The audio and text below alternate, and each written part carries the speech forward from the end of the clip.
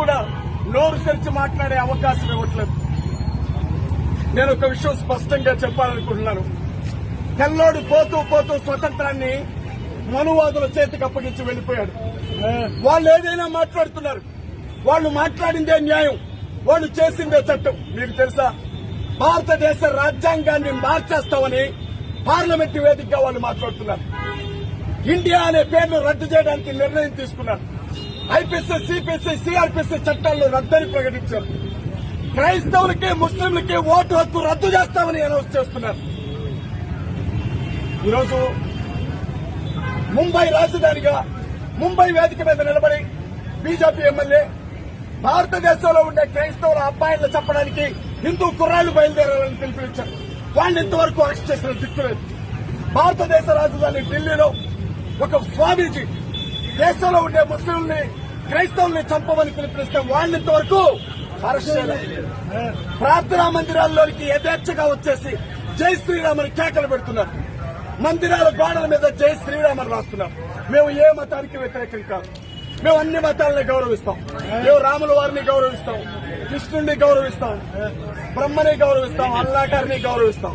యేసు ప్రభువును మాత్రమే పూజిస్తాం. మేము బాగుండాలి అని ప్రార్థన చేసే క్రైస్తవుల రక్తాన్ని నేల మీద కారుస్తున్నారు. అది ఈ దేశానికి క్షేమం. భయంకరమైన ఉగ్రత అనుభవించాల్సి ఉంటుంది. దేవుని ఉగ్రత రాబోతా ఉంది. ఈ రోజు నేను చెప్తా ఉన్నా, మణిపూర్ ని శ్మశానాల గడ్డగా మార్చిన నరేంద్ర మోడీ, నువ్వు ప్రభుత్వంలో ఉండడానికి వీల్లేదు అని దేశంలో ఉండే అన్ని పార్టీలు అవిశ్వాస తీర్మానం పెడితే ఈ రాష్ట్రంలో ఉండే ఈ ఆంధ్ర రాష్ట్ర ముఖ్యమంత్రి, ఈ ఆంధ్ర రాష్ట్ర ప్రతిపక్ష నేత చంద్రబాబు నాయుడు, ఒకవైపు జగన్, ఇంకొక వైపు చంద్రబాబు కూడా మాకు బీజేపీయే కావాలని ఓటేసి వచ్చారు పార్లమెంట్. నేను క్రైస్తవుడిని అని చెప్పిన జగన్ కి మన మీద జరిగిన అఘాయిత్యాలు కనపడలా. నేను క్రైస్తవుడిని, ఎస్సీలు మా మేనమామలు అని చెప్పిన జగన్ కి ఎస్సీల మొక్కల మీద మూత్రం పోసేది కనపడట్లా. దేశం చాలా బాగుంది, ఎలిగిపోతుంది, మాకు నరేంద్ర మోడీ బీజేపీయే కావాలని ఓటేసి వచ్చారమ్మా.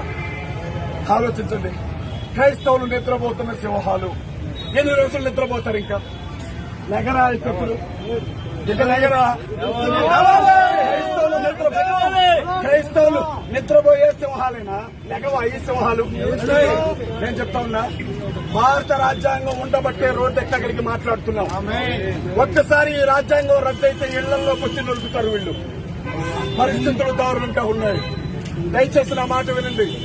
క్రైస్తవులు, ముస్లింలు, దళితులు, గిరిజనులందరూ చేతుల్లో చేతులు వేసుకుని నిలబడాలి.